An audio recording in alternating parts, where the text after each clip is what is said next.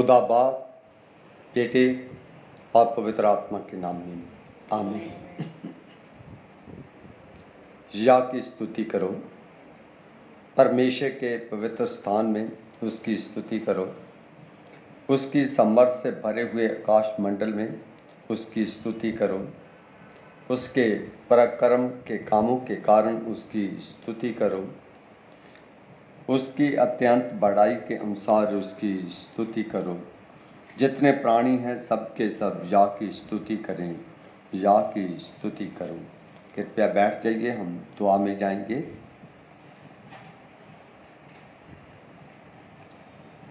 मेहरबान बाप, तेरा शुक्र करते हैं, तेरा धन्यवाद देते हैं कि आपने अब तक हमें जिंदे और जिंदों की जमीन पर अपनी आशीष के द्वारा हमें संभाल के रखा।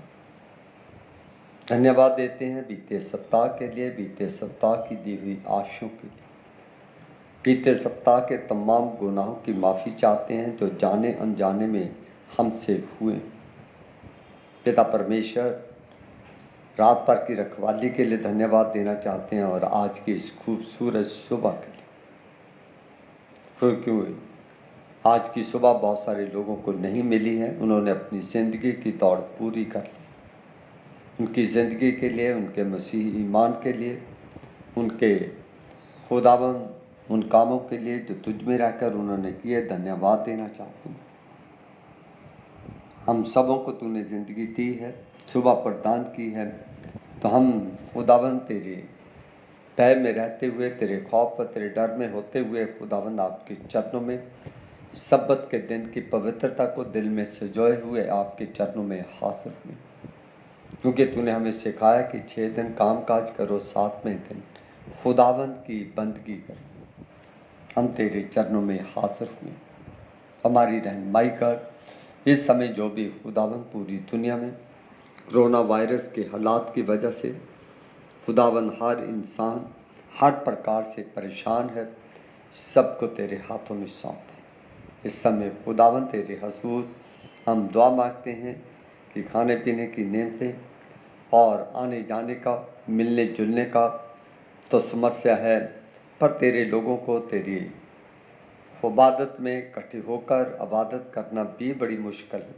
पर तेरा धन्यवाद देते हैं कि तूने खुदावन हमें बहुत सारे ऐसे तरीके दिए हैं जिससे आपकी उपासना कर सकते हैं और तेरे लोगों के साथ खुदावन तेरे वचन की बातों के साथ खुदावन मिलकर आपकी उपासना कर सकते हैं।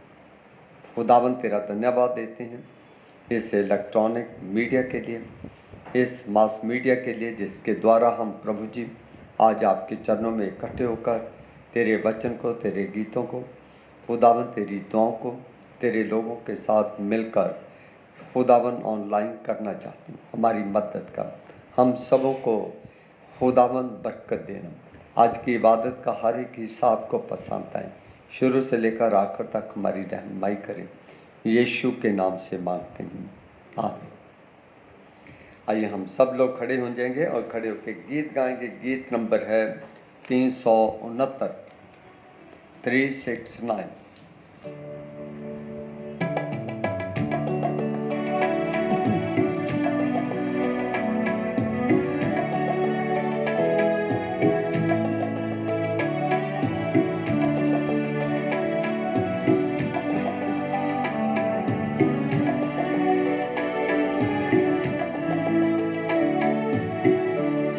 ਜਦੋਂ ਤੈਨੂੰ ਪੁਕਾਰਾਂ ਮੈਂ, ਤੂੰ ਸੁਣ ਸੱਚਾਈ ਦੇ ਰੱਬਾ। ਜਦੋਂ ਤੈਨੂੰ ਪੁਕਾਰਾਂ ਮੈਂ, ਤੂੰ ਸੁਣ ਸੱਚਾਈ ਦੇ ਰੱਬਾ। ਮੇਰਾ ਦੁੱਖ ਦੂਰ ਕੀਤਾ ਤੂੰ, ਦੁਆ ਸੁਣ ਰਹਿਮ ਵੀ ਫਰਮਾ। ਮੇਰਾ ਦੁੱਖ ਦੂਰ ਕੀਤਾ ਤੂੰ, ਦੁਆ ਸੁਣ ਰਹਿਮ ਵੀ ਫਰਮਾ। ਤੁਸੀਂ ਲੋਕੋ ਮੇਰੀ ਇੱਜ਼ਤ ਕਰੋਗੇ, ਪਾਰ ਕਤ ਕੀ ਕਰ। ਤੁਸੀਂ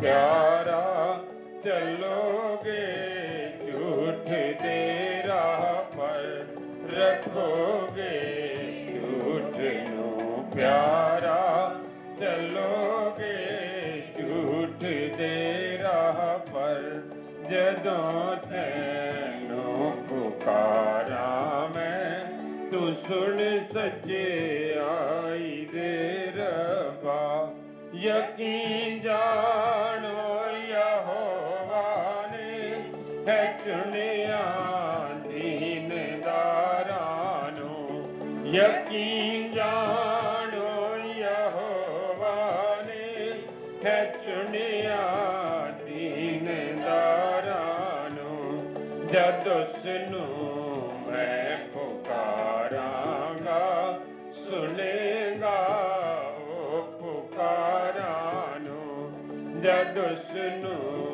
मैं पुकारांगा सुनेगा ओ पुकारां नू जदों तैनू पुकारा मैं तू सुन सके आई दे रब्बा ना जाना पाप दे नेड़े पर उस तो कंब दे रहना ना जाना पाप दे नेड़े पर उस तो कंब दे रहना ते अपने बिस्तरे उत्ते दिलां विच सोच चुप रहना ते अपने बिस्तरे उत्ते दिलां विच सोच चुप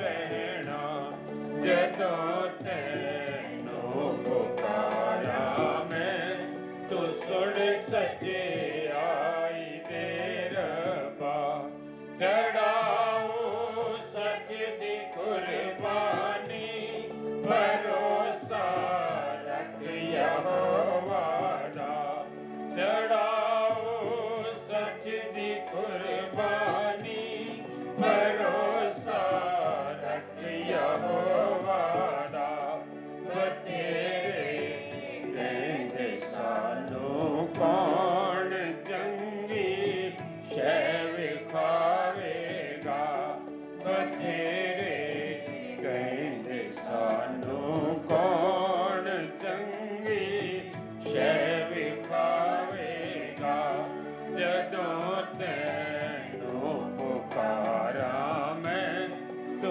सुन सच्चे आई दे रब्बा यहोवा अपने चेहरे दा साडे उत्ते चानण कर यहोवा अपने चेहरे दा साडे उत्ते चानण कर मैं खुश हाँ होना तो बद के जो खुश हन अपनी दौलत पर मैं खुश हाँ होना तो बद के जो खुश हन अपनी दौलत पर जदों तैनू पुकारा मैं तू सुन सच्चे आई दे रब्बा मैं सौ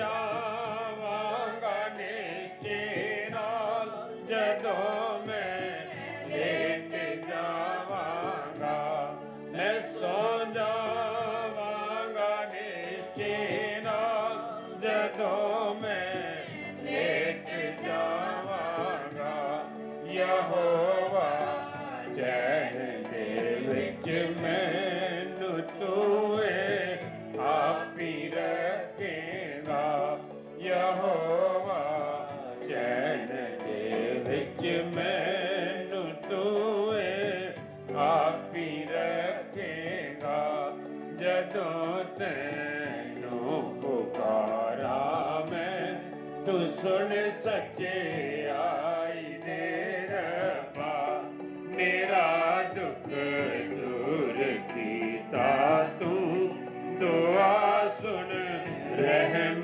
भी फरमा। कृपया जमात बैठ जाएं। आइए हम परमेश्वर के पवित्र वचन में से परमेश्वर की पवित्र वाणी सुनेंगे। पहला पाठ उत्पत्ति की पुस्तक 32वां अध्याय उसके 22वें पद से लेकर 30वें पद तक पढ़ा जाएगा।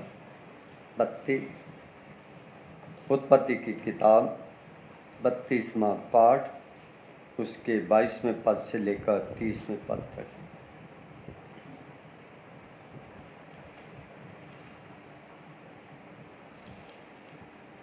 मैं वचन में से पढ़ूंगी। उत्पत्ति 32 अध्याय उसकी 22 आयत से लेकर 30 आयत तक। उसी रात वह उठा और अपनी दोनों स्त्रियों और दोनों दासियों और 11 लड़कों को संग लेकर घाट से यब्बोक नदी के पार उतर गया। उसने उन्हें उस नदी के पार उतार दिया, वरन अपना सब कुछ पार उतार दिया, और याकूब आप अकेला रह गया। तब कोई पुरुष आकर पांव फटने तक उससे मल युद्ध करता रहा। जब उसने देखा कि मैं याकूब पर प्रबल नहीं होता, तब उसकी जांघ की नस को छुआ, और याकूब की जांघ की नस उससे मल युद्ध करते करते चढ़ गई। तब उसने कहा, मुझे जाने दे, क्योंकि भोर होने वाला है। याकूब ने कहा, जब तक तू मुझे आशीष न दे, तब तक मैं तुझे जाने न दूंगा। और उसने याकूब से पूछा, तेरा नाम क्या है? उसने कहा, याकूब। उसने कहा, तेरा नाम अब याकूब नहीं परंतु इस्राएल होगा, क्योंकि तू परमेश्वर से और मनुष्यों से भी युद्ध करके प्रबल हुआ है। याकूब ने कहा, मैं विनती करता हूँ, मुझे अपना नाम बता। उसने कहा, तू मेरा नाम क्यों पूछता है? तब उसने उसको वहीं आशीर्वाद दिया। तब याकूब ने यह कहकर उस स्थान का नाम पनिएल रखा, परमेश्वर को आमने सामने देखने पर भी मेरा प्राण बच गया है। यह परमेश्वर का वचन है। इसके पढ़े और सुने जाने पर उसकी आशीष हो। आमीन। आइए एक और हिस्सा आपके सामने परमेश्वर के पवित्र वचन में से पढ़ा जाएगा। भजन संहिता नंबर 4। भजन संहिता नंबर 4 आपके सामने पढ़ा जाएगा।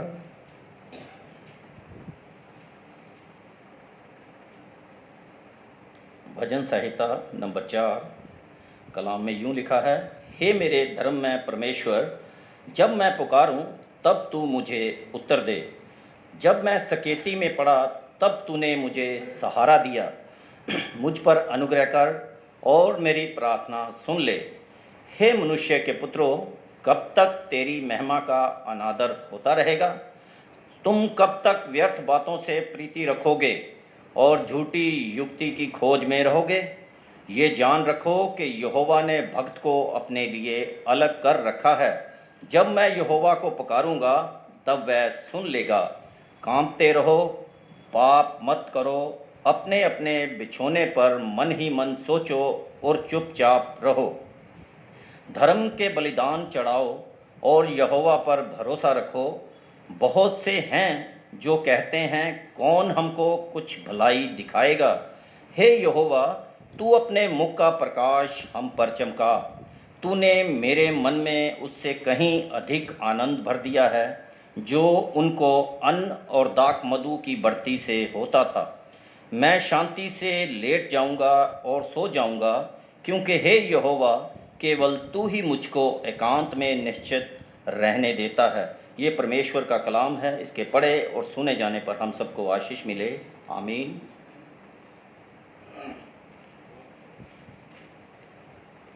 एक और हिस्सा हम सुनते हैं। इब्रानियों की पत्री 10वां पाठ उसकी पहली 10 आयतें आपके सामने पढ़ी जाएंगी। इब्रानियों 11 बाब 1 से 10 आयत।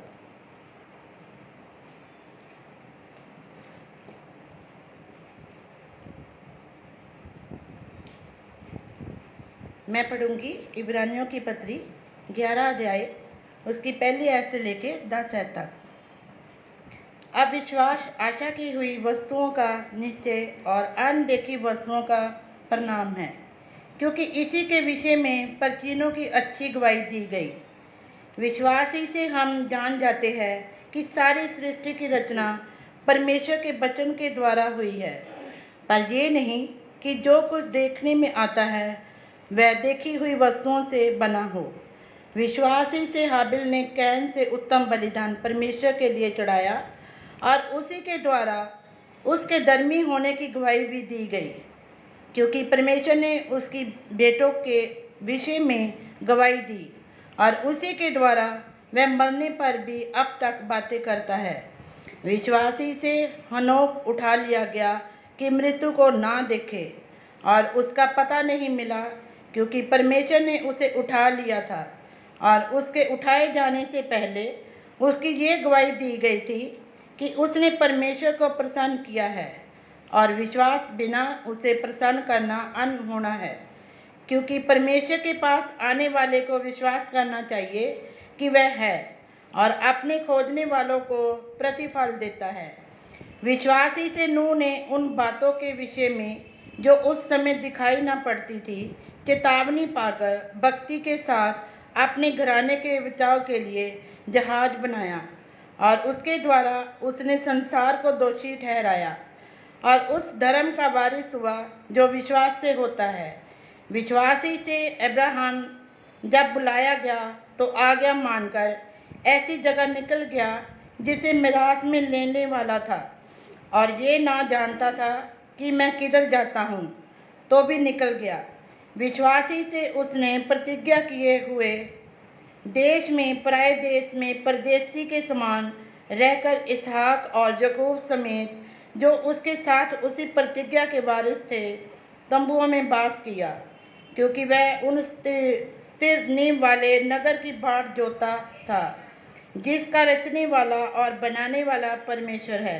ये परमेश्वर का पवित्र वचन है। इसके पढ़े और सुने जाने पर परमेश्वर की आशीष हो। आमीन।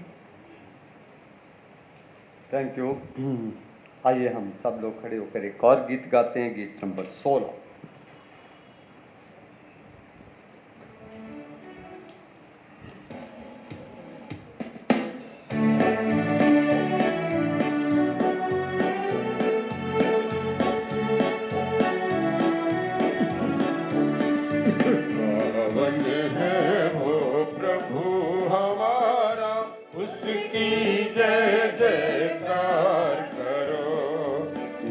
बल है वो बल है न्यारा, उसकी जय जयकार करो। जया हो जया हो जया हो जया हो जया हो जया हो।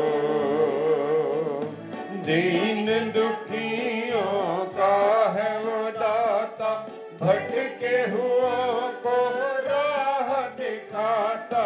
दीन दुखियों का है वो दाता, भटके हुओं को राह दिखाता। सीधे मार्ग में हमें चलाता, सीधे मार्ग में हमें चलाता। उसकी जय जयकार करो। जया हो जया हो जया हो जया हो जया हो जया हो। प्रभु हमारा बड़ा महान, निर्बुद्धियों को देता ज्ञान। प्रभु हमारा बड़ा महान, निर्बुद्धियों को देता ज्ञान। पतितों के वो बचाता प्राण, पतितों के वो बचाता प्राण। उसकी जय जयकार करो।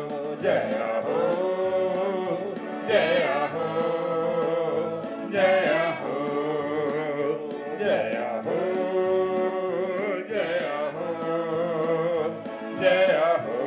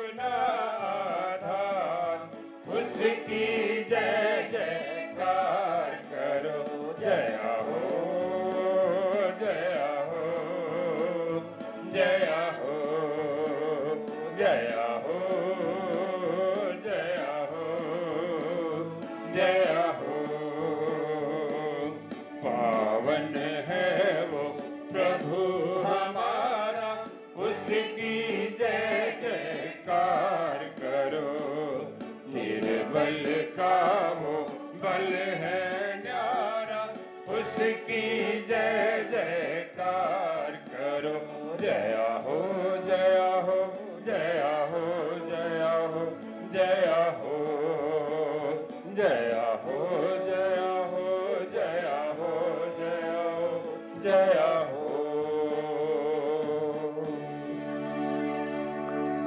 आइए हम अंजील का हिस्सा सुनेंगे। अंजील का हिस्सा मत्ती की अंजील में से लिया गया है। 15 बाब उसकी 21वीं आयत से लेकर 28वीं आयत तक आज सब पढ़ेंगे।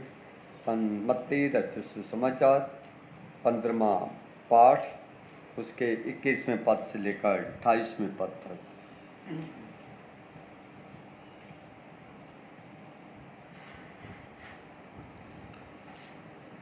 हाय यीशु मसीह, तेरा जलाल हो। यीशु वहां से निकलकर सूर और सैदा के प्रदेश की ओर चला गया। उस प्रदेश से एक कनानी स्त्री निकली और चिल्लाकर कहने लगी, हे प्रभु, दाऊद की संतान, मुझ पर दया कर। मेरी बेटी को दुष्ट आत्मा बहुत सता रहा है। पर उसने उसे कुछ उत्तर ना दिया। तब उसके चेलों ने आकर उससे विनती की, इसे विदा कर, क्योंकि वह हमारे पीछे चिल्लाती हुई आ रही है। उसने उत्तर दिया, इस्राएल के घराने की खोई हुई भेड़ों को छोड़ मैं किसी के पास नहीं भेजा गया। पर वह आई और यीशु को प्रणाम करके कहने लगी, हे प्रभु, मेरी सहायता कर। उसने उत्तर दिया, लड़कों की रोटी लेकर कुत्तों के आगे डालना अच्छा नहीं। उसने कहा, सत्य है प्रभु, पर कुत्ते भी वह चूर चार खाते हैं जो उनके स्वामियों की मेज पर से गिरते हैं।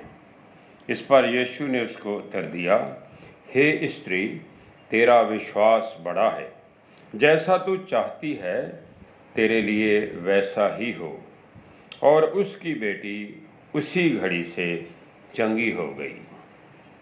ये प्रभु की इंजील है। ऐ खुदावंद, तेरी तारीफ हो। आमीन। Thank you. कृपया जिम्मत बैठ जाएं। शादी की एक पुकार है।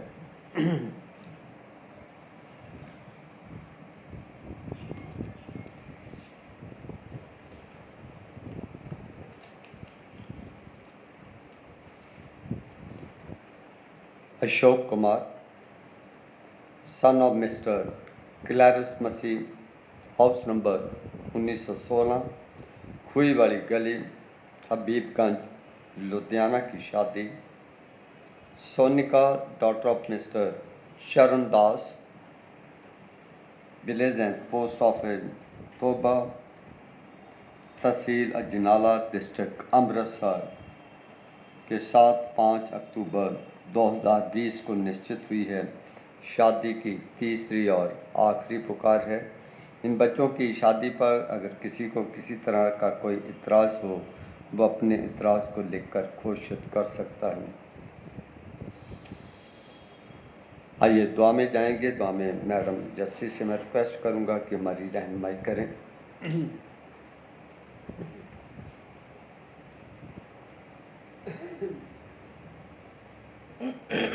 प्रार्थना में अपने स्वरों को झुकाएंगे। महान दयालु अनुग्रहकारी परमेश्वर, तेरा धन्यवाद करते हैं प्रभु आज तक की जिंदगी के लिए, जिंदगी में दी गई तमाम नेमतों और बरकतों के लिए पिता परमेश्वर, और ख़ास तौर पर प्यारे प्रभु इस जीवन के लिए जो तूने प्रभु हमें दिया है। और प्रभु हम चाहते हैं कि ये जीवन पिता परमेश्वर जैसे तू चाहता है वैसे हम चलाने वाले हो सके। पिता परमेश्वर, हमारे जीवनों में पिता परमेश्वर काश ऐसा होने दे कि हम अपने जीवनों को प्यारे प्रभु तेरी इच्छा के अनुसार, तेरी आज्ञाओं को मानते हुए पिता परमेश्वर बसर करने वाले हों प्यारे प्रभु, और तुझसे लिपटे रहें पिता परमेश्वर कि उस काम को पिता परमेश्वर, उस प्यार को पिता परमेश्वर हम जानने वाले हो सके प्यारे प्रभु, जो तूने हम सबके साथ किया। पिता परमेश्वर, तेरा धन्यवाद करते हैं प्रभु इस समय के लिए, इन सारे कामों के लिए, इन सारे पिता परमेश्वर सारी व्यवस्था के लिए। पिता परमेश्वर, इस महामारी के दौर में भी पिता परमेश्वर हम तुझे स्मरण रखना चाहते हैं प्यारे प्रभु। और तू हमारे ऊपर दया करता है प्यारे प्रभु कि हम अलग अलग माध्यम से पिता परमेश्वर तेरी हमदो सना, तेरी तारीफ, तेरी आराधना कर सकते हैं पिता परमेश्वर। इसके लिए तेरा धन्यवाद करते हैं प्यारे प्रभु। होने दे कि ये महामारी पिता परमेश्वर जल्द से जल्द आए प्यारे वापस मानी, हमारे देशों से खत्म होने वाली हो प्यारे प्रभु। और हर एक जन पिता परमेश्वर तेरी महिमा और तेरी स्तुति आज़ादी से पिता परमेश्वर करने वाला हो प्यारे प्रभु। तेरे घर खुल जाए पिता परमेश्वर जो प्यारे प्रभु बंद हैं पिता परमेश्वर। ऐसा कोई कारण नहीं है प्यारे प्रभु, जिनको तू बचा लेता है पिता परमेश्वर उसको कोई गिरा नहीं सकता, उसको कोई बर्बाद नहीं कर सकता पिता परमेश्वर। ये तेरी दया और तेरा रहम है पिता परमेश्वर अपने लोगों पर। और बहुत से ऐसे हैं पिता परमेश्वर जो अलग अलग तरह की बीमारियों का पिता परमेश्वर शिकार होकर आए तेरे वापस मानी इस दुनिया से कूच कर गए, मगर तेरे धन्यवादी हैं पिता परमेश्वर कि तूने अब तक हमें सही सलामत जिंदों की ज़मीन पर बनाए रखा प्यारे प्रभु। तेरा धन्यवाद करते हैं पिता परमेश्वर। और आए तेरे वापस मानी इस समय के लिए नाम बनाम पिता परमेश्वर जितने भी हम यहाँ हाजिर हैं तो उससे आशीष और बरकत पाना चाहते हैं पिता परमेश्वर। और तेरे आगे ये अर्ज करते हैं पिता परमेश्वर कि काश ऐसा होने दे पिता परमेश्वर कि हम इस बंधन में बंध कर चलने वाले हो सकें, ताकि तेरी आज्ञाओं को पिता परमेश्वर हम उनका अच्छे ढंग से पालन करने वाले हो सके पिता परमेश्वर। आज के इस आराधना को पिता परमेश्वर तेरे जोरावर हाथों में सौंप देते हैं प्यारे प्रभु। और खास तौर पर अपने दास को पिता परमेश्वर रेवरेंट रामलाल को प्यारे प्रभु तेरे हाथों में सौंपते हैं। आज का वचन पिता परमेश्वर तेरी तरफ से ताया हुआ हो, तेरा वचन पिता परमेश्वर उस रूह के शोलों की तरह पिता परमेश्वर काम करने वाला हो कि पिता परमेश्वर जो हृदय है प्यारे प्रभु वो छिद जाएं। और तेरा वचन पिता परमेश्वर इस कदर कार्य करे कि वो 30 गुना और 60 गुना नहीं बल्कि 100 गुना फल लाने वाला हो। और इस माध्यम से पिता परमेश्वर जितने भी लोग आए प्यारे वापस मानी इस वचन को सुनते हैं पिता परमेश्वर और इससे जुड़ते हैं पिता परमेश्वर, इसे देखते हैं पिता परमेश्वर, वो काश तुझसे आशीष पाने वाले हों। उनके हृदय को खोल के रखना पिता परमेश्वर, उनके दिल और दिमागों को खोल के रखना पिता परमेश्वर, ताकि वो पूर्ण ध्यान से प्यारे प्रभु तेरे दास की उस वाणी को सुन सकें जो तूने आज अपने दास को प्रदान किया पिता परमेश्वर। काश पिता परमेश्वर सब पर अपना अनुग्रह बनाए रखना, क्योंकि तेरा अनुग्रह हम सब के लिए काफ़ी है। अपने दास को, अपने इन सब लोगों को पिता परमेश्वर तेरे जोरावर हाथों में सौंपते हुए प्रार्थना प्रभु यीशु मसीह के नाम से मांगते हैं, आमीन। Thank you madam.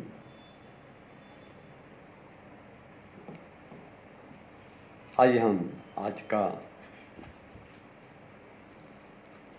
अपना ध्यान आज परमेश्वर के वचन की ओर लगाएंगे। मैं एक आयत आपके सामने पढ़ना चाहता हूँ, वो पहला कुरिन्थियों 13 बाब उसकी आखिरी आयत है। पहला कुरिन्थियों 13 बाब उसकी आखिरी आयत में जो लिखा है, पर अब विश्वास, आशा, प्रेम ये तीनों स्थायी हैं, पर इनमें सबसे बड़ा प्रेम है। पौलुस ने बाइबल में का निचोड़ निकाल के आपके सामने रखने की कोशिश की है कि मसीहत के 3 सिद्धांत ऐसे पिलर है जिसके ऊपर मसीहत खड़ी है। और तीनों सिद्धांत आप और मैं भली भांति जानते हैं, पर तीनों में हम सब लोग कहीं ना कहीं डगमगा जाते हैं, या कहीं ना कहीं तीनों सिद्धांतों को हम मानते हैं पर उसमें कमज़ोर पाए जाते हैं। आशा में भी, प्रेम में भी और ईमान में भी।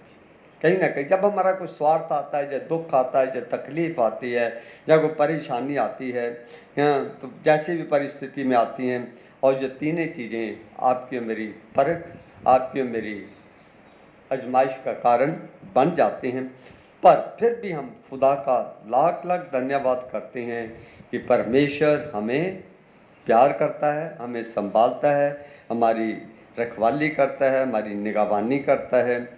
आज हमारा जो थीम है वो इस प्रकार से है, faith is loved and honoured by God.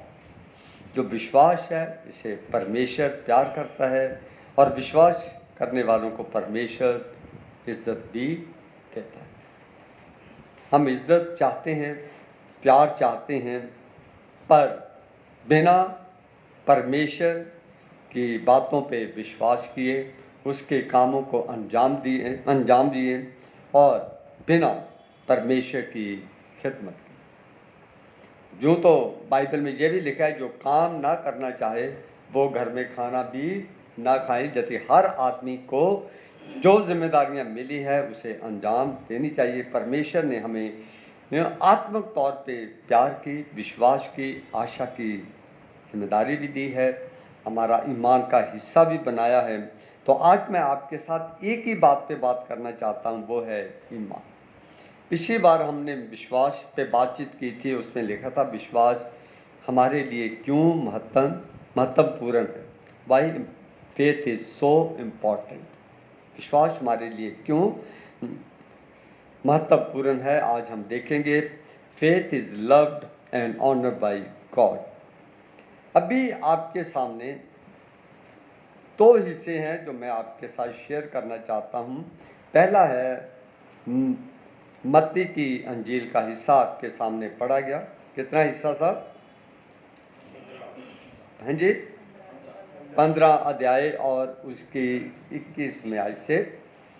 थोड़ा सा इसकी तरफ ध्यान दें। जिस हालात में प्रभु यीशु मसीह ने उस औरत के ईमान को परखने की कोशिश की है, विश्वास को परखने की कोशिश की है, पर वो ईमान में आपसे मुझसे पढ़कर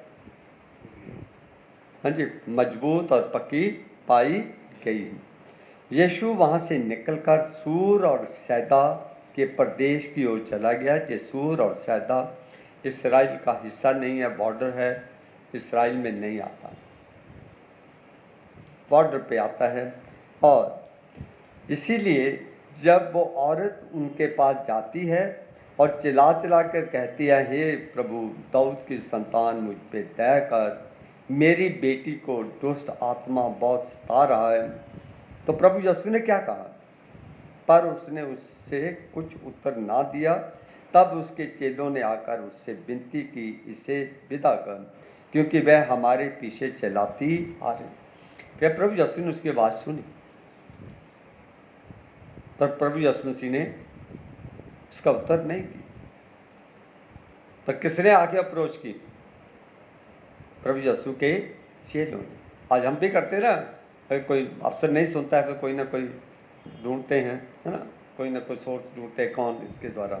तो वो चिल्लाती रही, पुकारती रही। जैसे ही प्रभु यीशु के चेलों ने उसे कहा, तो यीशु ने क्या कहा? उसने उसे कुछ उत्तर ना दिया, है नहीं। तब उसके चेलों ने आकर उससे विनती की, इसे विदा कर। बहुत चिल्ला रही है, बहुत विनती कर रही है, इसकी बहुत बड़ी फरियाद है, इसकी बात सुन ले और उसके बाद इसे भेज, क्योंकि वह हमारे पीछे चिल्लाती आ रही। चिल्लाने का अर्थ कई तरह का होता है। रोना, अपनी पीड़ा को बताना, अपने दुख को, दर्द को बयान करना, मैं बड़ी परेशान हूँ, मेरी बेटी की हालत अच्छी नहीं है, दुष्ट आत्मा से ग्रस्त है, वगैरह वगैरह, कुछ ना कुछ वो रोते समय कह रही होगी, जिससे उनको तरस आता है। यीशु ने उत्तर दिया, इस्राएल के घराने की खोई हुई भेड़ों को छोड़ मैं किसी के पास नहीं भेजा। इसीलिए कहते हैं वो इस्राएल का हिस्सा नहीं है, तो वो ये जानने की कोशिश करते हैं और ये भी बताना चाहते हैं कि मैं सिर्फ इस्राएलियों को नहीं आया, वो ये जानना चाहते थे कि मैं तो इस्राएलियों के लिए आया, देखिए इसका ईमान मेरे पे है या नहीं, मेरे पास क्यों आई। तो उसने उत्तर दिया, इस्राएल की घराने की खोई हुई भेड़ों को छोड़ मैं किसी के पास भेजा नहीं गया। अगर आप ध्यान से भी देखें तो प्रभु यीशु मसीह की जो सेवकाई है वो विदन इस्राएल, और ख़ास तौर पे इस्राएल के दो हिस्से थे, यहूदा और गलील का हिस्सा। उनकी जो मैक्सिमम जो सेवा है वो गलील एरिया में है।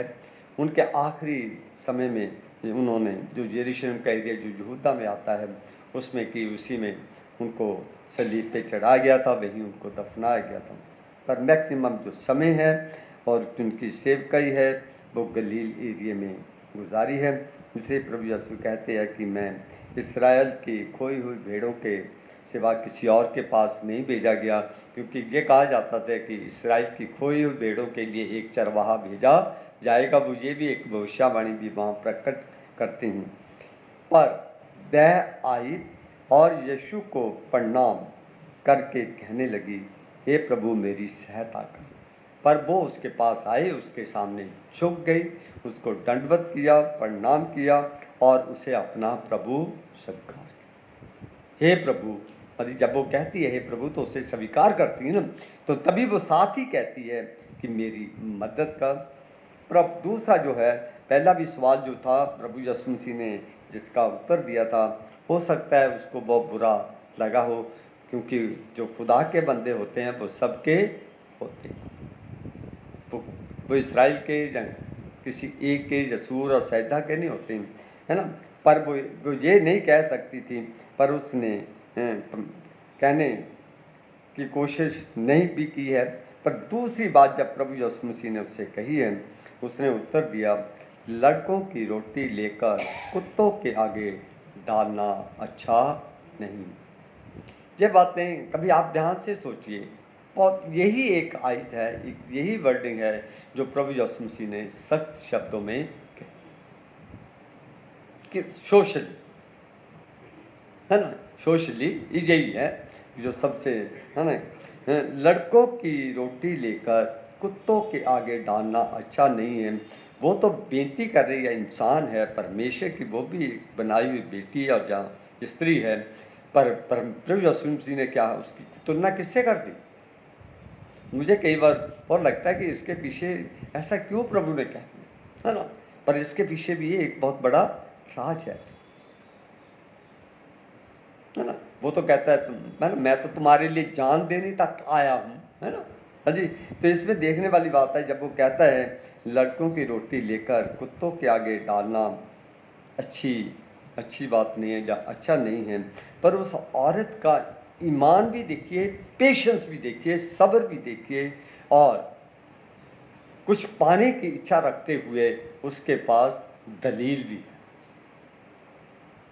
अगर हमें कोई बोल दे हम दलील लेके आए, कोई ऐसी शब्द बोल दे हम दलील भूल जाएंगे, डर से ला पकड़ने के लिए कुछ कर देंगे। आपने पिछले संडे देखा, पिछले संडे ही देखा आपने, है ना, चर्च की मर्यादा नहीं रखी, चर्च का हालात नहीं देखे, चर्च के हालात नहीं देखे, दुनिया के हालात नहीं देखे, शहर के हालात नहीं देखे, वक्त तक तकाजा नहीं देखा जिसमें सारी दुनिया इन्वॉल्व है, जिसमें हम कुछ कर नहीं सकते हैं, करते हैं तो हम बाउंड होते हैं। पर ऐसे हालात में भी लोगों ने अपना मवाद सामने रखा, लेकिन ना दुनियावी ना सारी दुनिया के साथ चलने की कोशिश नहीं की। पर आज यहाँ पर इस औरत ने क्या किया है, उसने अपनी मनोकामनाओं को पूरा करने के लिए, अपनी बेटी को चंगाई दिलवाने के लिए, क्योंकि वो आई इसलिए थी कि ये मेरी बेटी को चंगा कर सकता है, उसके पास ईमान था, विश्वास था, कर सकता है, इसीलिए हर एक बात सहन करने के लिए वो तैयार थी। जब आप और मैं परमेश्वर के घर में आते हैं तो हमें हर बात सहन करनी है कि हम परमेश्वर के घर में बरकत हासिल करने आए हैं, अपनी चैटिंग या अपनी बातें सुनाने के लिए नहीं आए, अपनी बात थोपने के लिए नहीं आए, क्योंकि साथ में हजारों लोग और भी हैं। सब थोपेंगे तो कौन जवाब दे। तो उसमें क्या क्या किया, तो उसने कहा, देखिए बड़े बहुत प्यारे शब्द हैं, सत्या है, बड़ी बड़ी नम्रता के साथ शब्दों को देखिए, अगर जब बयान करेंगे तो बोलने में भी कितने अच्छे लगेंगे। सत्य है प्रभु, पर कुत्ते भी वह चूर चार खाते हैं जो उसके स्वामियों की मेज से गिरते हैं। पर इंसान से बढ़कर जो कहना चाहती है, कुत्ते ज़्यादा वफादार होते हैं। अगर आप रोटी लड़कों की लेके कुत्तों के आगे पाते हैं तो लड़कों से ज़्यादा वफादार कौन हो सकता है, कुत्ते। तो हो सकता है उसने कहा मैं इस्राएलियों के लिए आया हूँ, इस्राएलियों के लिए, उसने बोला मैं इस्राएलियों से भी बढ़कर मैं तेरे लिए वफादार, उसने ये कहने की कोशिश की है, मैं इस्राएलियों से भी बढ़कर वफादारी से सबको स्वीकार करनी चाहती हूँ, जब मैं विश्वास करना चाहती हूँ जो उसके स्वामियों की मेज से गिरते हैं। तब इस पर यीशु ने उसको उत्तर दिया, हे स्त्री, तेरा विश्वास बड़ा है। प्रभु यीशु मसीह ने इन शब्दों के बाद क्या कहा? तेरा विश्वास बड़ा। इसका मतलब विश्वास बहुत बड़ी चीज है। जिस विश्वास ने उन्हें कंपेल कर दिया, प्रभु यीशु मसीह उनके शब्दों से आप और मैं शब्दों से अपने ईमान को व्यक्त करते हैं, अपने कामों से अपने ईमान को व्यक्त करते हैं, अपनी बोली से अपने दिल की बात को रखते हैं। प्रभु यीशु ने क्या, पेड़ फलों से पहचाना जाता है। जो कुछ आप मुंह से निकालते हैं उसी से आपके और मेरे ईमान की पहचान होती है। उसी से आप और मैं परमेश्वर से कुछ पा सकते हैं, कुछ प्राप्त कर सकते हैं। लेकिन जो कुछ भी उसके दिल से निकला, वो दिल की गहराइयों से निकला, ईमान के साथ निकला, खौफ और डर में रहकर निकला। परमेश्वर से कुछ पाने की इच्छा रखने के लिए उसने हर तरह की ह्यूमिलिएशन सहन कर ली और परमेश्वर से उसने बरकत हासिल की। और बरकत हासिल ही नहीं की, पर प्रभु यीशु मसीह ने उसको ये भी कहा, तेरा ईमान बहुत बड़ा है, जैसा तू चाहती है तेरे लिए वैसा ही हो। इसका अर्थ यह कि ईमान से हम सब कुछ प्राप्त कर सकते हैं। ईमान बहुत बड़ी चीज है। ईमान के द्वारा आप और मैं परमेश्वर की इच्छा को, मर्जी को बदल सकते हैं। फिर आखिरी बात बहुत बढ़िया कही है, और उसकी बेटी उसी घड़ी चंगी हो। उसकी बेटी उसी समय चंगी हो गई। देखिए, ईमान में, विश्वास में कितनी बड़ी ताकत होती है। प्रभु यीशु ने तो कहा नहीं ना, जा तेरी बेटी चंगी हो जाए, जा ये हो जाए, पर प्रभु यीशु ने जैसे कहा, तेरा ईमान बड़ा है, ईमान की वजह से वो चंगी हो। ईमान में ताकत है, शक्ति है। इसलिए मैंने कहा था, faith is loved and honour by God. विश्वास को परमेश्वर प्यार कर, विश्वास करने वालों को प्यार करता है, और विश्वास करने वालों को परमेश्वर इज्जत भी देता है। और जिसकी तरफ दाऊद बादशाह कहता, अगर परमेश्वर मेरी तरफ है तो इंसान मेरा क्या कर सकता है। जब परमेश्वर आपका मेरा हो जाएगा, फिर शैतान हमारा क्या कर सकता है। पर हम अपनी दुनियावी मवाद के लिए ईमान क्या, हम दूसरों की कदर भी, दूसरों की मर्यादा भी, दूसरों के कायदे कानून भी सब अपने मवाद के लिए भूल जाते हैं। पर ये औरत ने कुछ भी नहीं भूली, अपने बेटी की तंदुरुस्ती पाने के लिए सब कुछ सहन कर लिया, जिसमें वो सफल हो गई। अब मैं आपके सामने बताना चाहता हूं कि जब प्रभु यीशु ये कहते हैं कि विश्वास बहुत बड़ी चीज है, आज बुआ बंद कर, बात बहुत बड़ी बात है। इब्रानियों की पत्री, पर्दा, इब्रानियों की पत्री आपके सामने पढ़ी गई थी। अब विश्वास कई बार शब्दों में बताना, या विश्वास किसी को दिखाना बड़ी मुश्किल हो जाती। आप मैं विश्वास को शब्दों में कैसे बता सकते? जितना मर्जी शब्द इस्तेमाल करें, किसी को विश्वास नहीं आएगा, क्योंकि हमारे को लोग क्या करते हैं, हाथ पे सरों जमाकर देखेंगे तभी विश्वास लाते हैं, है जी। पर इस औरत ने तो हाथ पे सरों जमाने की कोशिश नहीं ना की। इसका तो ईमान डायरेक्ट यीशु पे था, करेगा, ये नहीं कर देगा तो मैं ईमान लेके आऊंगी, ऐसा नहीं था, ये कर सकता। और प्रभु यीशु ने उसे कहा, इसीलिए आगे मैं जाके पढ़ूंगा एक आयत, जो कुछ भी तुम मेरे से ईमान से मांगोगे वो तुमसे, तुम्हारे लिए हो जाएगा।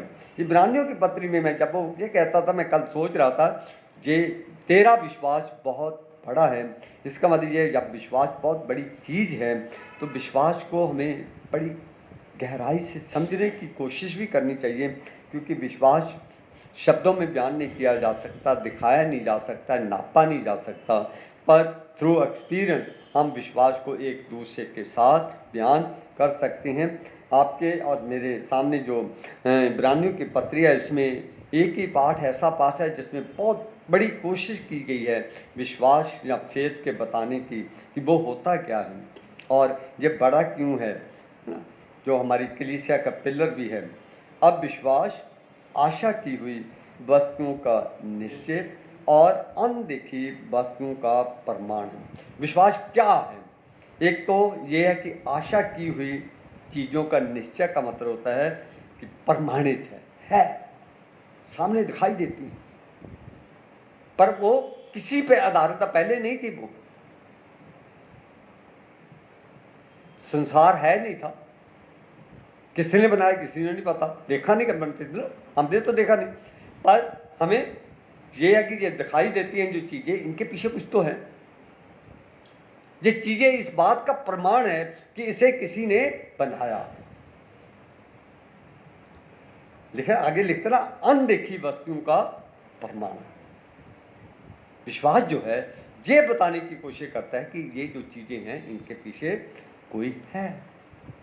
तो जो विश्वास है वो आपके और मेरे लिए प्रमाण है, क्योंकि इसी के विषय में प्राचीनों की अच्छी गवाही दी गई है। कहता है इन्हीं चीज़ों को देखकर हमारे बुजुर्गों ने जो गवाही दी है, उन्होंने आशा की और वो आशा उनका ईमान की का निश्चय था। आगे देखते हैं, विश्वास ही से हम जान जाते हैं कि सारी सृष्टि की रचना परमेश्वर के वचन के द्वारा हुई।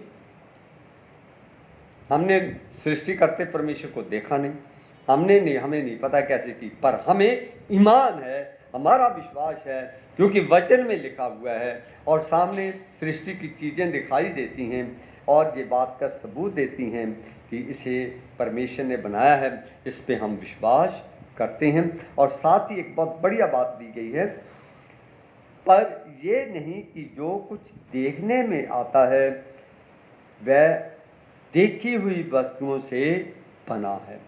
ये नहीं कि जो कुछ हम देख रहे हैं इन्हीं से बना है। उदाहरण के तौर पे हम अक्सर यही कहते हैं, शादी होगी तो बच्चे होंगे तो आगे खानदान बढ़ेगा, है ना, शादी नहीं होगी तो खानदान आगे नहीं बढ़ेगा। तो प्रभु यीशु मसीह ने जन्म होता है तो परमेश्वर ने उसका कुंवारी मरियम से जन्म करवा कर ये प्रमाणित कर दिया कि परमेश्वर कुछ भी कर सकता, परमेश्वर कुछ भी कर सकता है। परमेश्वर देखी हुई वस्तुओं पे आधारित नहीं, परमेश्वर इनसे बहुत बड़ा है। परमेश्वर इनके देखी हुई चीज़ों के पीछे हैं, पर इन चीज़ों के ऊपर हमारा ईमान है। पर ये नहीं कि जो कुछ देखने में आता है ये देखी हुई वस्तुओं से बना। इसीलिए हमारे मन में कई बार सवाल आते हैं, जब सवाल आते हैं तो फिर हमारे ईमान में भी शंकाएं पैदा होती हैं। पर इसीलिए मैं कहना चाहता हूँ, अगर आपके मेरे मन में किसी भी तरह का कोई भी सवाल पैदा हो तो आप बाइबल को शुरू से लेकर आखिर तक पढ़ना शुरू कर दें। आपके तमाम सवालों के जवाब इसी में मिल जाएंगे जो आपके और मेरे मन में पैदा होते हैं। एक ही आयत में और पढ़ना चाहूँगा, 5वीं और 6ठी आयत है। विश्वास ही से हनोक उठा लिया गया कि मृत्यु को ना देखे। अगर ध्यान से पति किताब पढ़ने की कोशिश करें तो उसमें भी लिखा है, क्योंकि वो लिखा कि वो परमेश्वर के साथ साथ चलता था और परमेश्वर ने ऊपर उठा लिया। पर उठाते समय किसने देखा?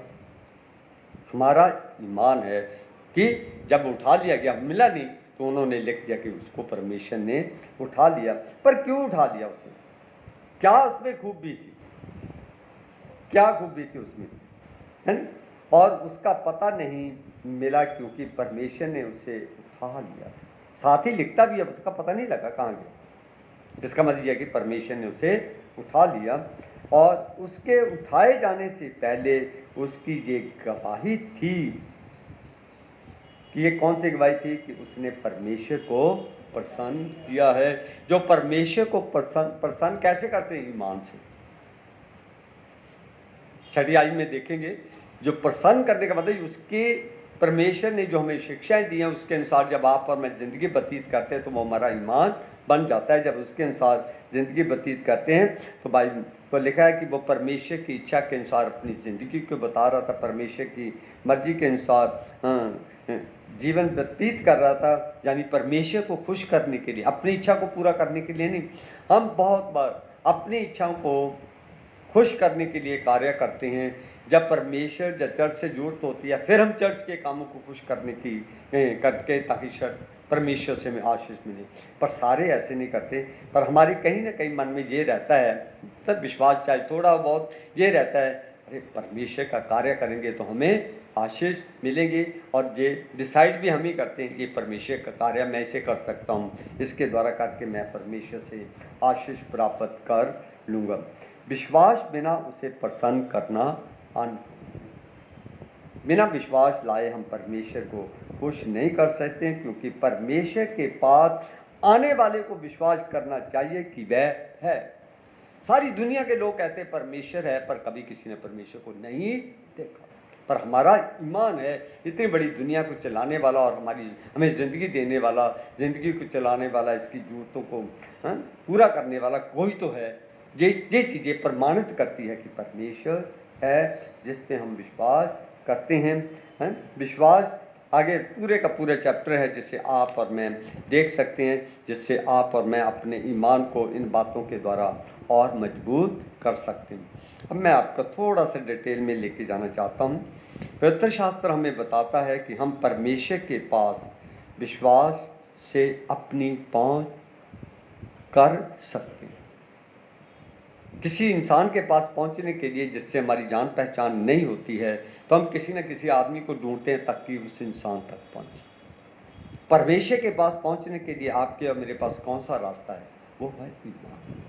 ईमान से आप और मैं परमेश्वर के पास पहुंच भी सकते हैं। विश्वास के द्वारा आप और मैं परमेश्वर से कुछ भी प्राप्त कर सकते हैं, और विश्वास बिना उसे प्रसन्न करना अनहोना है, क्योंकि परमेश्वर के पास आने वाले को विश्वास करना चाहिए कि वह परमेश्वर है और वह अपने खोजने वालों को उसका प्रतिफल देता है। जो कोई भी ईमान के साथ उसके पास आता है परमेश्वर उन्हें उसका प्रतिफल देता है। ये औरत ईमान के साथ प्रभु यीशु को खोजती हुई आई थी और अपने ईमान की वजह से वो अपनी मुराद पूरी करके आगे देखते हैं। विश्वास केवल छोटा शब्द, बिल्कुल छोटा शब्द, कहने में भी बहुत छोटा लगता है, तू ईमान रख, कोई नहीं है, कहने में भी बहुत आसान बात है, लिखने में भी, पढ़ने में भी, सुनने में भी बहुत छोटा शब्द है, लेकिन जो कुछ इसके भीतर है वह बहुत बड़ी क्रांतिकारी शक्ति है जो आपकी मेरी जिंदगियों को नहीं परमेश्वर को भी हिला देता है। ईमान से हम परमेश्वर की इच्छाओं को भी बदल देते हैं। बाइबल विश्वास से परिपूर्ण है। विश्वास ही एक ऐसी वस्तु है जो परमेश्वर को प्रसन्न करती है और परमेश्वर के नज़दीक लाती है, लेकिन शैतान उससे घृणा करता है और उसी विश्वास का डटकर विरोध करता है ताकि ये ईमान में या विश्वास में कमज़ोर पड़ जाए। शैतान उसी ईमान को कमज़ोर करने की कोशिश करता है। उसे जानता है इंसान की ताकत विश्वास बन जाएगी, मैं इस ताकत को कमज़ोर करूँगा तभी ये शैतान की तरफ आएगा, नहीं तो ये परमेश्वर की तरफ चले जाएगा। यूहन्ना की अंजील 14 बाब उसकी 12 और 14 आयत में हम पढ़ते हैं जब, तो उसकी एक ही आयत में पढ़ना चाहूँगा। मैं तुमसे सच कहता हूँ, क्या कहते हैं प्रभु यीशु मसीह? मैं तुमसे सच कहता हूँ, झूठ नहीं बोलता हूँ, जो मुझ पर विश्वास करता है, जो मुझ पे विश्वास करता है, ये काम जो मैं करता हूँ वह भी करूँगा। जो काम मैं करता हूँ, जितने काम प्रभु यीशु मसीह ने किया उसके चेलों ने भी किए, बाद में जिन्होंने विश्वास, आज भी प्रभु यीशु के नाम से ईमान रखने वाले लोग प्रभु के समान काम करते हैं। इसमें से इसका मतलब यह है कि प्रभु यीशु के पास भी ईमान था, क्योंकि वो परमेश्वर का भेजा हुआ था। उसने कहा मैं अपने से काम नहीं करता, मेरे बाप ने मुझे काम करने के लिए भेजा। इसमें भी बड़ा काम, इससे भी बड़े बड़े काम करेगा, क्योंकि मैं पिता के पास जाता हूँ और जो कुछ मेरे नाम से मांगोगे वही मैं करूँगा कि पुत्र के द्वारा पिता की महिमा हो। परमेश्वर इसीलिए भी आपके मेरी फरियाद सुनेगा, आपके मेरे ईमान के बदले में आपकी मेरी मनोकामना को इसलिए पूरा करेगा क्योंकि हम हर दुआ यीशु के नाम से मांगते हैं। और प्रभु यीशु क्या कहते हैं, मैं इसीलिए उसको पूरा करूंगा क्योंकि इसके द्वारा मेरी महिमा परमेश्वर के सामने की जाए। परमेश्वर अपने नाम की लाज रखता है। घर में जाके फिर एक बार मत्ती की इंजील का जो हिस्सा हमने पढ़ा है उसे पढ़ने की कोशिश करें, जिसमें स्त्री इस्राएली भी नहीं थी और अन्य जाति की थी, पर उसका विश्वास इस्राएलियों से भी बढ़कर था। आज भी इस्राएलियों का ईमान यीशु पे नहीं, पर प्रभु यीशु इस्राएलियों का नहीं है, सारी दुनिया का है। जो कोई भी उस पर ईमान लाएगा, इसीलिए तो हम कहते हैं कि प्रभु यीशु मसीह सबका। मेरे बहन भाइयों, पर देखने वाली ये है बात, her faith leads to Jesus to heal her daughter. उसका ईमान प्रभु यीशु मसीह को इस बात के लिए कायल कर गया कि वो उसकी बेटी को चंगा करे। इसीलिए आपका और मेरा ईमान भी परमेश्वर को कंपेल कर सकता है, उसे आपके मेरी इच्छा को पूरा करने के लिए मनाने में मदद कर सकता है, क्योंकि ईमान में बहुत ताकत पाई जाती है। विश्वास ही हमारे धार्मिक जीवन का मुख्य स्रोत है और केंद्र है। Faith is the source and centre of all religious life. मसीही धर्म का या मसीही ईमान का सबसे बड़ा जो सोर्स है, जहाँ सेंटर पॉइंट है, वो है ईमान, विश्वास है। विश्वास ही से हम परमेश्वर की योजना को जान सकते हैं। बिना विश्वास के आप और मैं परमेश्वर की इच्छा को और उसकी योजना को जान नहीं सकते। अब्राहम का जब चुनाव हुआ, उत्पत्ति 12 बाब पढ़ने की कोशिश करें घर में, तो लिखा है अब्राहिम को जब चुना गया, तो उसके बारे में मैं थोड़ा बताना चाहता हूँ। अब्राहिम अन्य जातियों का था, वो यहूदी नहीं था, इस्राएली नहीं था, इस्राइल में पैदा नहीं हुआ था। अब्राहम कहाँ पैदा हुआ था? मेसोपोटामिया में, तो इराक का एरिया आता है जो आज के युग में आता है, वहाँ पैदा हुए थे। पर लिखा वो अन्य जातियों का था और उसके माता पिता अन्य देवी देवताओं को मानते थे। पर जैसे ही परमेश्वर ने अब्राहिम को बुलाया, इसीलिए कहते ना, तुमने मुझे नहीं चुना, मैंने तुम्हें चुना। जैसे ही परमेश्वर ने उसे बुलाया, जैसे परमेश्वर ने उससे बातचीत की थी, उसे कोई आनाकानी की, तू कौन है, किधर से आया, मैं तेरा की लगता हूँ, कुछ नहीं कहा उसने, लेकिन और अपनी उस वाचा के बारे में बताया जो अब्राहम ने परमेश्वर की इन बातों जो सुनी थी और उन बातों पे उसने ध्यान दिया। कौन सी वाचा थी? इस देश को छोड़, है ना, और कनान देश को चला जाओ, है ना, तेरी औलाद को मैं अपने रेत के कणों के समान और आकाश के तारों के समान बनाऊंगा। जबकि वो तो जानता मेरी, मैं तो उम्र भी मेरी भी बूढ़ी है, मैं वाइफ भी बूढ़ी है, वो बच्चे भी को जन्म भी नहीं दे सकती है ना, जिस हालात में हो गए थे। पर उसने कोई आनाकानी, उसने परमेश्वर ने उसे बुलाया और उसने बुलाहट पर विश्वास किया, उस पर उसने, अब्राहम ने परमेश्वर की इन बातों को ध्यान से लिखा हुआ सुना और उस पर विश्वास करके अमल में ले आया, जिससे परमेश्वर ने उसे बहुत सी आशीष दी और विश्वासियों का उसे बाप भी ठहरा गया। ईमानदारों का बाप उसे कहा जाता है कि उससे बड़ा कोई आज तक ईमानदार नहीं। पर जब उसे ईमान उसका बिल्ड हो गया, बहुत मजबूत हो गया बच्चे के आने से, तो उसी बच्चे की कुर्बानी परमेश्वर ने मांग ली थी। इसका अर्थ ये है कि जब फेथ आपका मेरा डेवलप हो जाता है, जब फेथ को ही सब कुछ मान लेते हैं, तो लिखा है कि फेथ विल बी टेस्टेड, इसकी परीक्षा भी होगी। अगर प्रभु यीशु की हो सकती तो आपके मैं कौन होते हैं? तो क्योंकि विश्वास की परख भी होती है, क्योंकि परमेश्वर देखना चाहता है कि इसका ईमान कितना है, जैसे हम अपनी भाषा में तू कितने पानी में खड़ा है ना, देखने की कोशिश। यीशुआ की किताब उसका 6 बाब घर में जाके पढ़ने की कोशिश करें।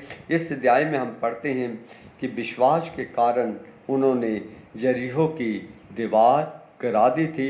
अगर हम सिर के ऊपर 10 हुक्म जो थे ना वो लेकर इसके साथ इर्द गिर्द चक्कर लगाएंगे तो इतनी मजबूत दीवार थी, इतनी ऊंची थी, वो चढ़ के यरीको को जीत नहीं सकते थे। तो उन्होंने 7 चक्कर लगाए और दीवार गिर गई थी।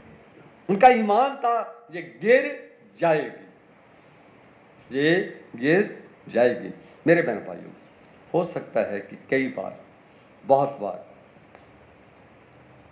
आपका और मेरा विश्वास भी परखा जाए, जहाँ आपका मेरा ईमान संकट में पड़ जाए। तो ऐसे हालात में क्या कर सकते हैं? जो विश्वास से जीवित रहते हैं वे परमेश्वर के लोग कहलाए जाते हैं। और जब विश्वास उनके जीवन में आता है और कार्य करने लगता है तो उनके जीवन पूर्ण तौर पे बदल जाते हैं। वो पहले जैसे ना तो कार्य करते हैं और ना पहले जैसे कभी रहते हैं। एक संपूर्ण नया संसार उनके लिए उदय होता है। क्या ये हमारी जिंदगियों में या हमारी कलीसियों में होता है? हम हर रोज परमेश्वर का वचन सुनते हैं। क्या हमारी जिंदगियों में ईमान कार्य करता है?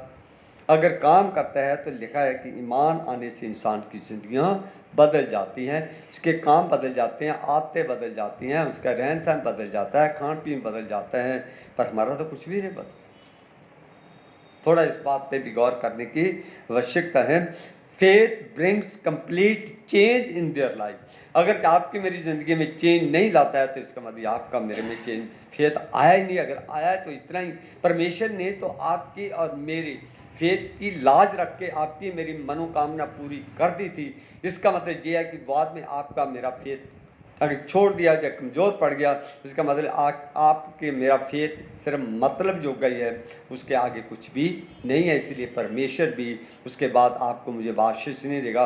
वो आपके मेरे दुआ इसीलिए सुन लेता है कि इसका ईमान और मजबूत हो। तो हम परमेश्वर के घर में जब आते हैं तो इसीलिए आते हैं कि प्रतिदिन हम परमेश्वर से आत्मिक भोजन लेकर अपनी आत्मा को, अपने आत्मिक जीवन को और अपने फेथ को मजबूत करें। विश्वास का अर्थ जहाँ अभिप्राय आपके मेरे दिमाग से या आपके मेरी इच्छाओं या भावनाओं से नहीं जुड़ा हुआ है।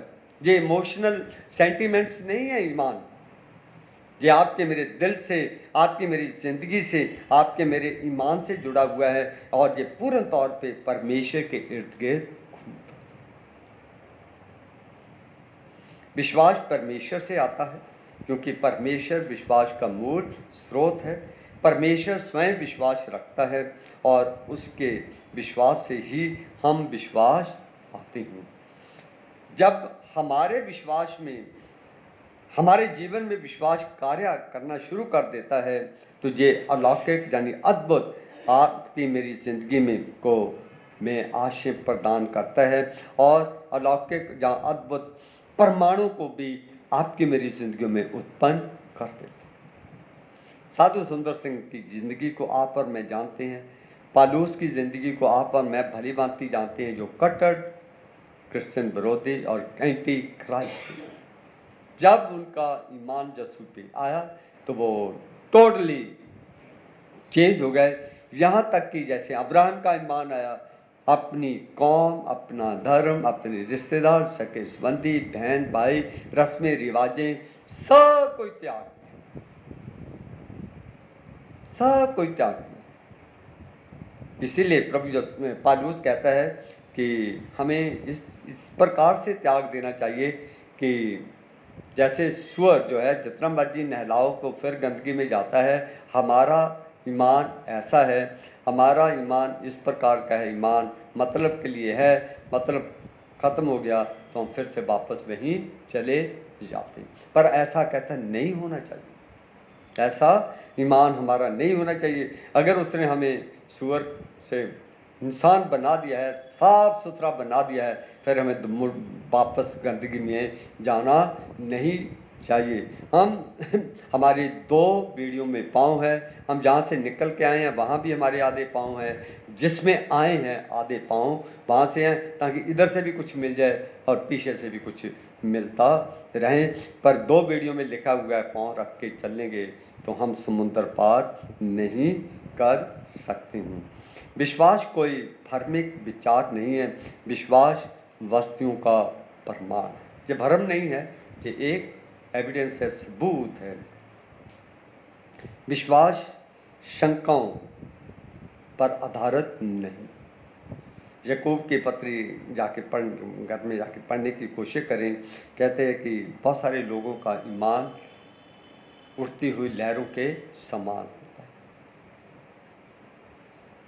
लहरें समुद्र के किनारे कभी कभी खड़े होकर देखे, बहुत बढ़िया नज़ारा आता है और उसमें ज्वार भाटे उठते हैं और इतनी ऊंची वो उसमें ज्वार भाटे उठते हैं कि उनकी कोशिश होती है कि जो समुद्र के किनारे बने हुए थे उनको फांद कर आगे निकल जाए और जो कुछ है उसमें अपने आप को समेट लें। पर वो जितनी जोर से आता है समुद्र के किनारे के साथ टकरा कर फिर वापस उसमें ख़त्म हो जाता है। हमारे अंदर भी कई बार हम ये कर देंगे वो कर देंगे, जैसे परेशानी आती है हमारा सब कुछ ठुस हो जाता है। मरकस की इंजील 11 बाब उसकी 22 से 24 में आई, जाके घर में पढ़े। मैं एक ही आयत पढ़ना चाहूँगा। यीशु ने उसको उत्तर दिया, परमेश्वर पर विश्वास रखो, मैं तुमसे सच कहता हूँ कि जो कोई इस पहाड़ से कहे तू उखड़ जा और समुद्र में जा पड़ और अपने मन में संदेह न करें वरन प्रतीति करें कि जो कहता है वह हो जाएगा, तो उसके लिए वही होगा। इसमें क्वांटिटी है, अगर ध्यान से पढ़े तो लिखा राई के दाने के समान। जिसका मतलब यह है कि आपके मेरे ईमान अगर राई के दाने के समान भी है तो वो बहुत बड़े बड़े कार्य कर सकते हैं। ईमान इतनी बड़ी चीज़ है, पर ईमान थोड़ा हो पर मजबूत हो, है ना। राई का दाना बहुत छोटा होता है, मुलायम होता है, पर बहुत मजबूत होता है। प्रभु यीशु कहते हैं कि अगर राई के दाने के समान ईमान होगा तो आप कुछ भी कर सकते हैं। विश्वासी मन आपको मुझको अनंत जीवन और प्रार्थनाओं का उत्तर दिला सकता है। जब आप और मैं विश्वास में ये ठानकर परमेश्वर के पास दुआएं लेकर आते हैं तो परमेश्वर आपकी और मेरी हर दुआ का जवाब भी देगा और आपको और मुझे अनंत जीवन के लिए भी तैयार कर देगा। मत्ती की इंजील 21 बाब उसकी 22 में आई, पढ़ेंगे पाजी साहब? 21 बाब 22 में आई।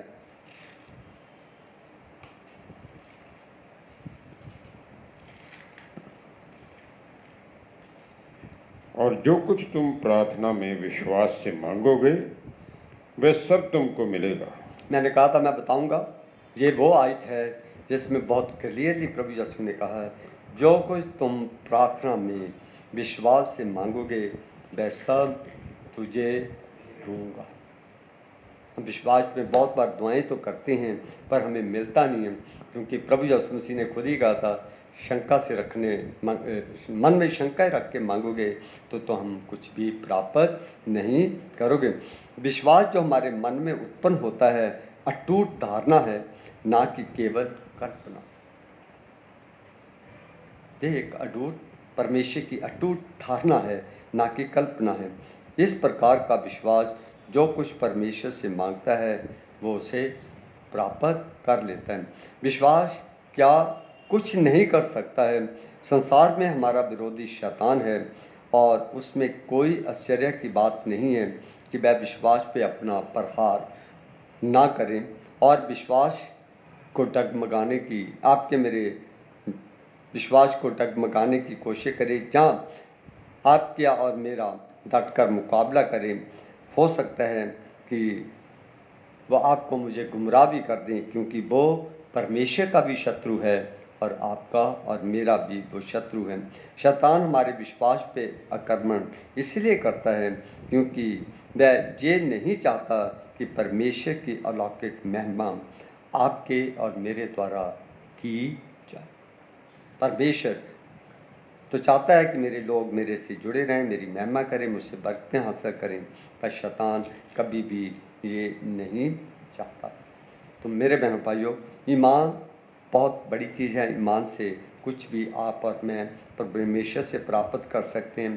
परमेश्वर से नहीं, ईमान या विश्वास, हम आपस में भी अगर एक दूसरे पे जब भरोसा रखते हैं तो हम एक दूसरे से भी बहुत कुछ प्राप्त कर लेते हैं। ईमान से हम बहुत कुछ खो भी देते हैं। इफ्सियाँ 6 बाब उसकी 16 आयत में लिखा है, और इन सब के साथ विश्वास की ढाल लेकर स्थिर रहो, जिससे तुम उस दुष्ट शैतान के सब जलते हुए तीरों को बुझा सको। खुदा आप सबको बरकत दे। धन्यवाद। दुआ में जाएंगे। पादरी साहब से मैं रिक्वेस्ट करूंगा कि दुआ में हमारी रहनुमाई करें।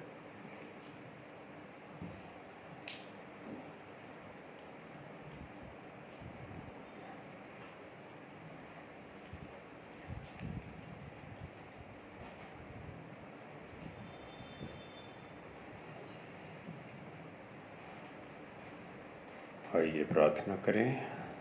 सर्वशक्तिमान महान परमेश्वर प्रभु यीशु मसीह में हमारे आसमानी बाप, प्यारे खुदावन, प्रभु तेरा धन्यवाद करते हैं आज की सारी आराधना के लिए।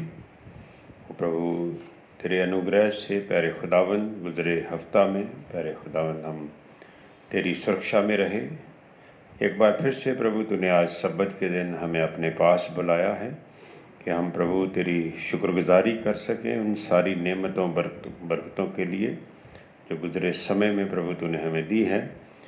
और सबसे बढ़ के प्यारे खुदावन तूने हमें तंदुरुस्ती बख्शी है।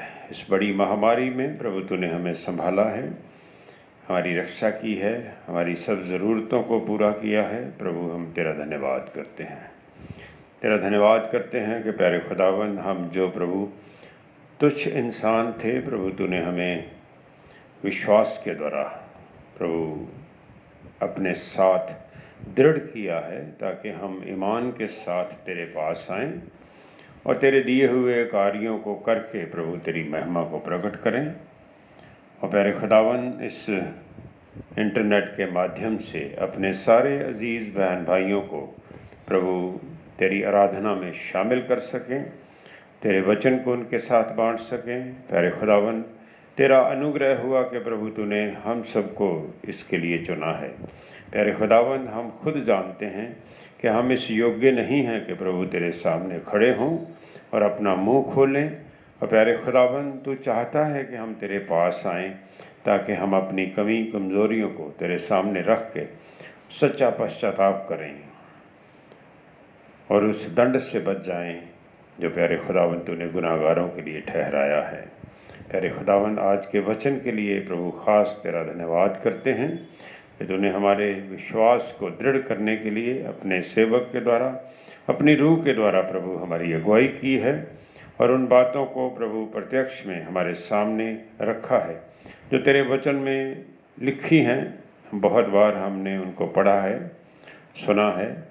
एक बार फिर से प्रभु तूने हमें आत्मिक उद्धार के लिए, आत्मिक उन्नति के लिए प्रभु आज एक बार फिर उन बातों के रूबरू करवाया है। प्यारे खुदावंद होने दे कि हम विश्वास में दृढ़ बने रहें, परिस्थितियां कैसी भी हों। प्यारे खुदावंद हम तेरे ईमान में डट कर खड़े रहें ताकि प्रभु जब परिणाम आए तो प्यारे खुदावंद तेरी ओर से हमारे लिए आत्मिक उन्नति का परिणाम हो।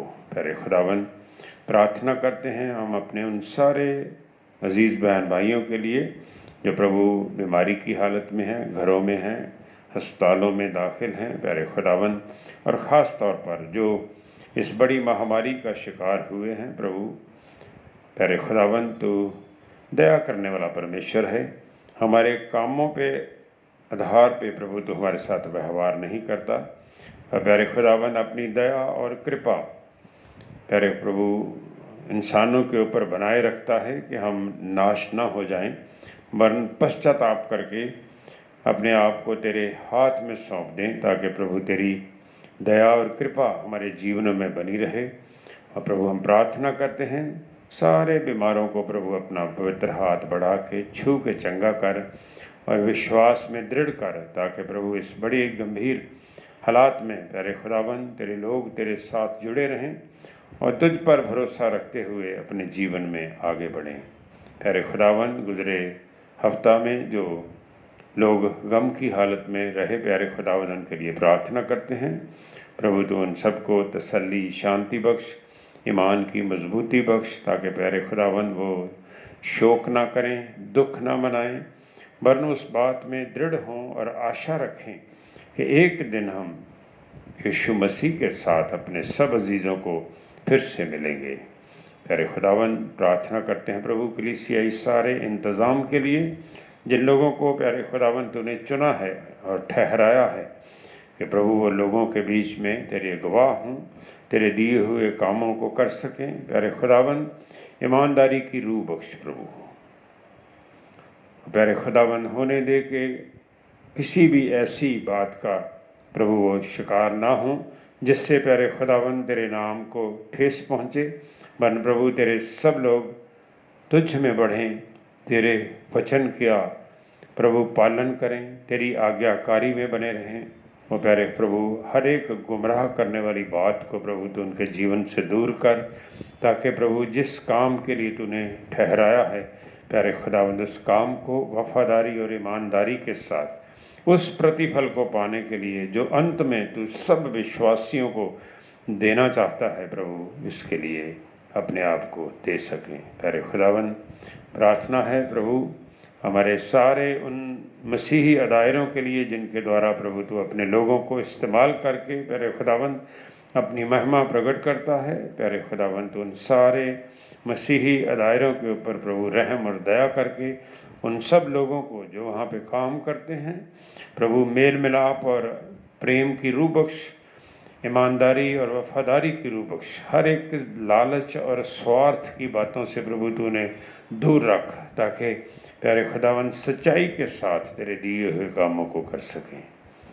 प्यारे प्रभु, आज की सारी आराधना में हमने तेरी महिमा की, तेरे वचन को पढ़ा और सुना है। होने दे कि हम ईमान के साथ इन बातों में दृढ़ बने रहें, ताकि प्यारे खुदावन तेरा अनुग्रह हमारे ऊपर, हमारी कलीसिया के ऊपर, उन सब के ऊपर जिन्होंने आज प्रभु इस आराधना के द्वारा तेरे वचन को सुना है, हमेशा तक बना रहे। यीशु मसीह के नाम से आमीन। धन्यवाद। आइए हम सब लोग मिलके आखिर में गीत गाएंगे। गीत नंबर है 556।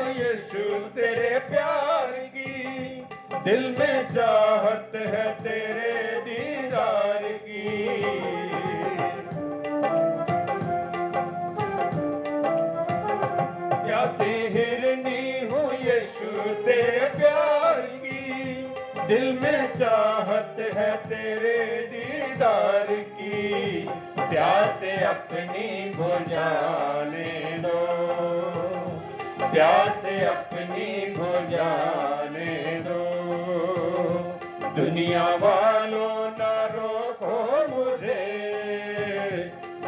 दुनिया वालों ना रोको मुझे, अब यीशु के पास जाने दो।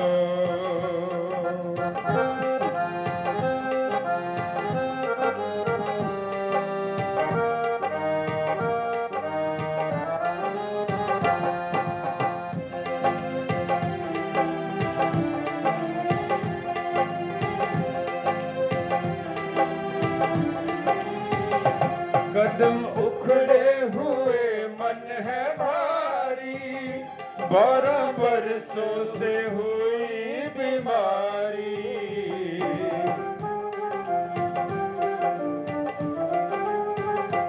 कदम उखड़े हुए मन है भारी, 12 बरसों से हुई बीमारी। शिफा यीशु से पाने दो, शिफा यीशु से पाने दो। दुनिया वालों ना रोको मुझे, दुनिया वालों ना रोको मुझे, अब यीशु के पास जाने दो।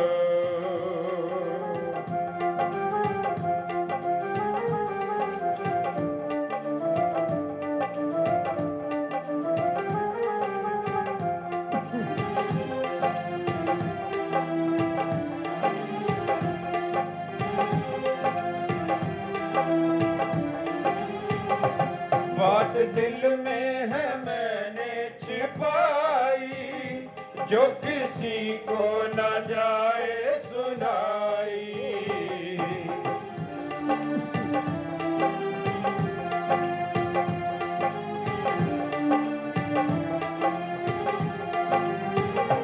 बात दिल में है मैंने छुपाई, जो किसी को न जाए सुनाई। आंसुओं को बहाने दो, आंसुओं को बहाने दो। दुनिया वालों ना रोको मुझे, दुनिया वालों ना रोको मुझे, अब यीशु के पास जाने दो।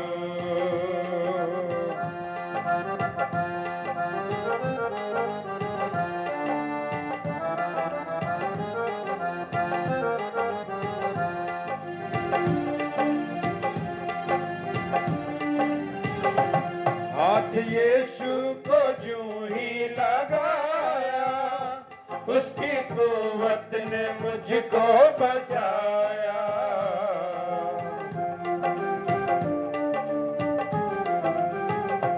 हाथ यीशु को यूं ही लगाया, उसकी कुव्वत ने मुझको बचाया। नगमे यीशु के गाने दो, नगमे यीशु के गाने दो। दुनिया वालों ना रोको मुझे, दुनिया वालों ना रोको मुझे, अब यीशु के पास जाने दो, अब यीशु के पास जाने दो। जाने दो, जाने दो, जाने दो, जाने दो, जाने दो, जाने दो। अब यीशु के पास जाने दो, अब यीशु के पास जाने दो, अब यीशु के पास जाने दो। Thank you very much for beautiful song. आइए हम मिल के प्रभु यीशु मसीह की बताई हुई प्रार्थना में शामिल हों। ऐ हमारे बाप जो तुम आसमान पर हैं, तेरा नाम पाक माना जाए, तेरी बादशाहत आए, तेरी मर्जी जैसे आसमान पे पूरी होती है ज़मीन पर भी हो। हमारे रोज़ की रोटी आज हमें दे, जैसे हम दूसरे के कसूरों को माफ़ करते हैं, आप हमारे कसूरों को माफ़ करें। हमें आजमाइश में न पड़ने दे, बल्कि बुराई से बचा, क्योंकि बादशाहत, कुदरत और जलाल हमेशा तेरे ही। आमीन। अब हमारे खुदावंद यीशु मसीह का अनुग्रह, परमपिता परमेश्वर का प्यार और पवित्र आत्मा की सहभागिता हम सबों के साथ अब से लेकर हमेशा तक होता रहे। आमीन।